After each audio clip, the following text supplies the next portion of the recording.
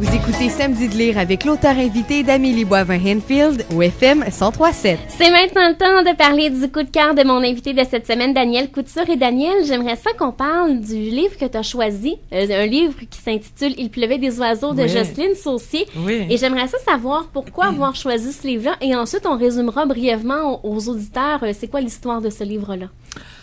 Pourquoi je l'ai choisi? Ce qui m'a le plus... de un, j'ai trouvé que c'était extrêmement bien écrit. Et de deux, c'est le sujet qui m'a beaucoup touchée parce que j'aime un livre aussi quand il y a un thème. Le thème, c'était... ça se passe dans le temps des feux de forêt dans le nord de l'Ontario. Oui, puis au début du 20e siècle. Alors, c'est une histoire, c'est vécu, puis rattachée à ça, là, elle a construit son histoire de personnes, c'est des personnes âgées, mais c'est ce qui m'a touchée beaucoup, c'est ce qu'elle a développé comme thème des personnes âgées, comme les gens qui vont mettre de côté les personnes âgées, comme je me dis, on a tellement de choses qu'on peut apprendre d'eux, et malheureusement dans notre société c'est le contraire. Je trouve que souvent ces personnes-là sont exclues, puis en plus on les infantilise. Moi je me dis c'est dommage, puis même souvent c'est les propres enfants qui infantilisent leurs propres parents et s'en occupent et les dépouillent tranquillement de tout. Et c'est ce qui se passe aussi dans la vie de Marie Desneiges, qu'elle s'appelle dans « Il pleuvait des... » Cette dame de 82 ans qui a passé 66 ans dans un institut psychiatrique. Oui, alors qu'elle n'était pas... complètement saine d'esprit. Elle était complètement saine d'esprit. Ça, disons que ça, c'est pas ce qui se passe dans la vie des gens normalement.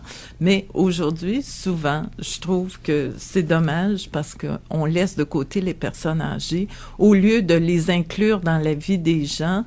Puis au lieu de s'en occuper, mais en leur laissant toute leur autonomie, ces gens-là, des fois, sont moins autonomes physiquement, mais ils ont toute leur tête, puis on n'a pas à les mettre de côté. On devrait, au contraire, les intégrer dans nos vies de tous les jours. Et moi, ce que je trouvais beau dans ce roman-là, c'est qu'on nous présente un trio d'hommes qui décident de vivre complètement éloignés de la civilisation dans des chacs, chacun très, très éloignés les uns des autres pour avoir l'impression qu'ils vivent seuls dans leur champ.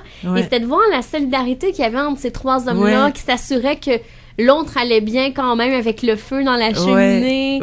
L'entraide aussi, lorsque Marie Desneiges arrive dans leur petit coin à eux, ils vont lui construire un shack avec l'électricité, la douche avec de l'eau chaude. Je trouvais ça mignon à voir. Oui, puis une femme, parce que tout seul comme ça se lavait pas trop, puis tout ça, mais quand la femme arrive, là, c'est autre chose.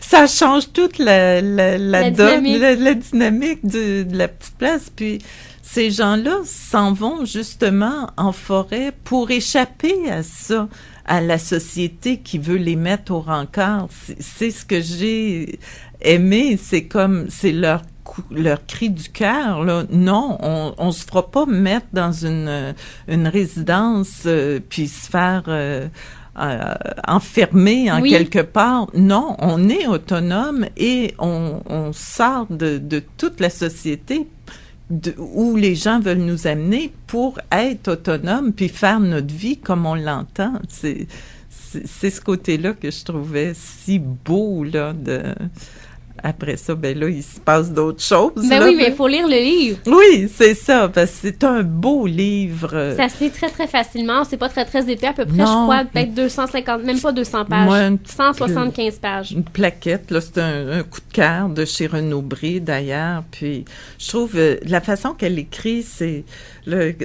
toutes les phrases font tellement image, là. Quand elle parle de la vieille dame, elle dit la vieille dame aux cheveux moussus. On imagine la petite madame avec ses petits cheveux blancs, là, qui en mousse, là, sur la tête. C'est drôle.